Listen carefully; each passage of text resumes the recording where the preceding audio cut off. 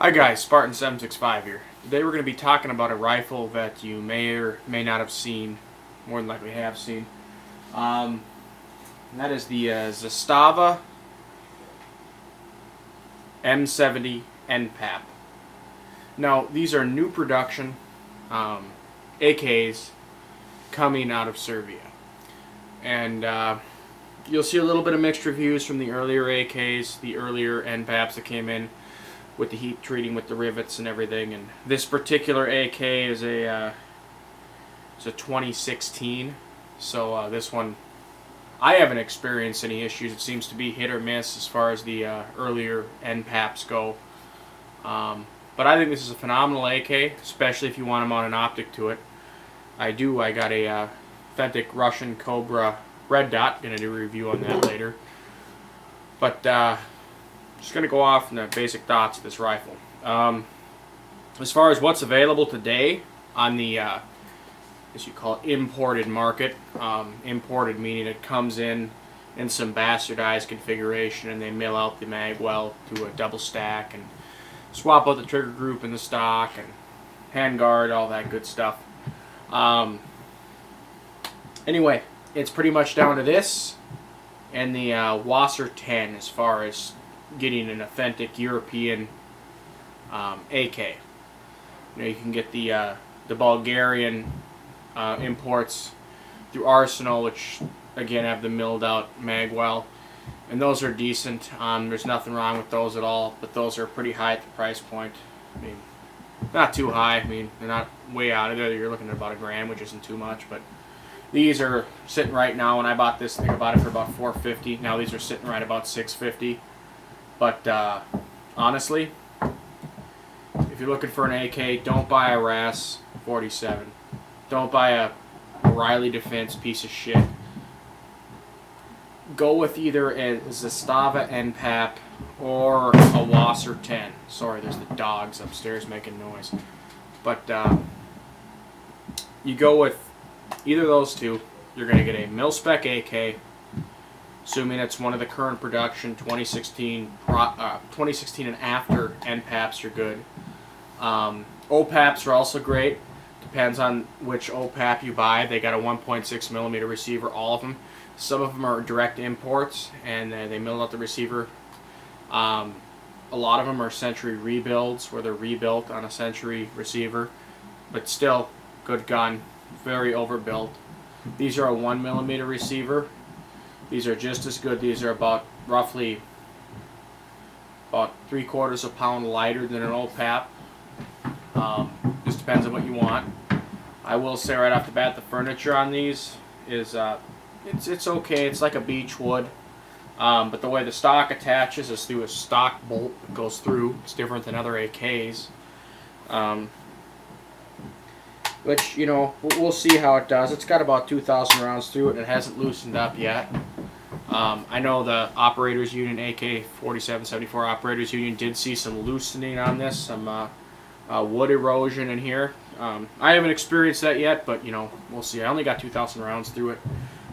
No issues whatsoever. It sticks right at about 1.5 inches with iron sights, just under 1.5 inches with this. It's a 1.5 MOA. But we'll go do a review on that later. Trigger pull, standard 3.5 pound pull.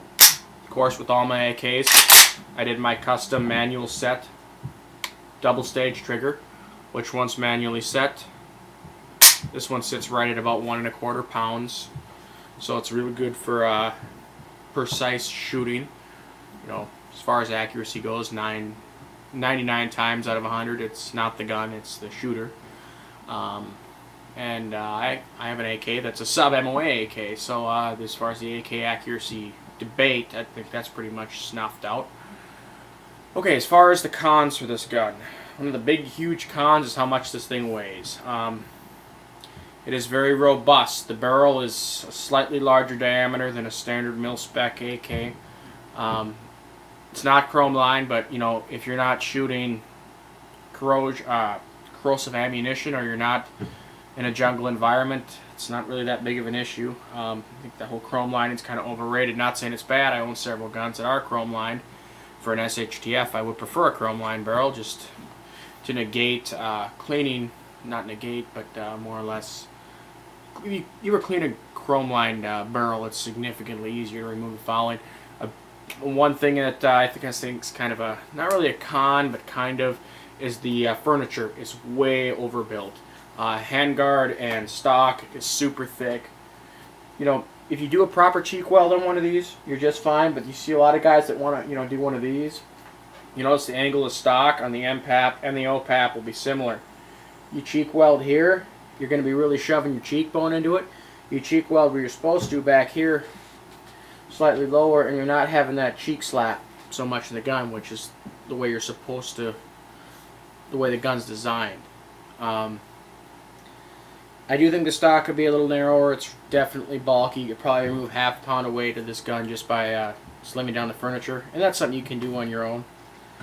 As far as the rail, it's a Yugo rail, so it's going to set your optics a little further back than normal. But that's usually can be easily modified on your optic itself, or you can modify the rail. I'll just show you here. Personally, for me, it doesn't matter because I'm running this Cobra, so I want it a little further back. But you'll see it slides on. Sorry, I'm trying to do this without looking at it. Nope. Kind of doing this ass backwards here. Sorry.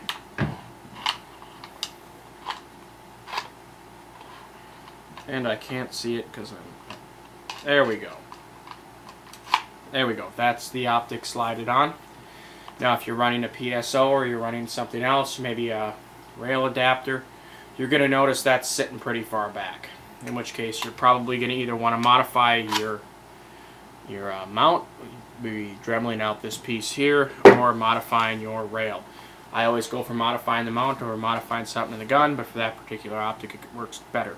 Closer to your eye, the wider your field of view. But like I said, would I recommend this? Yes, absolutely.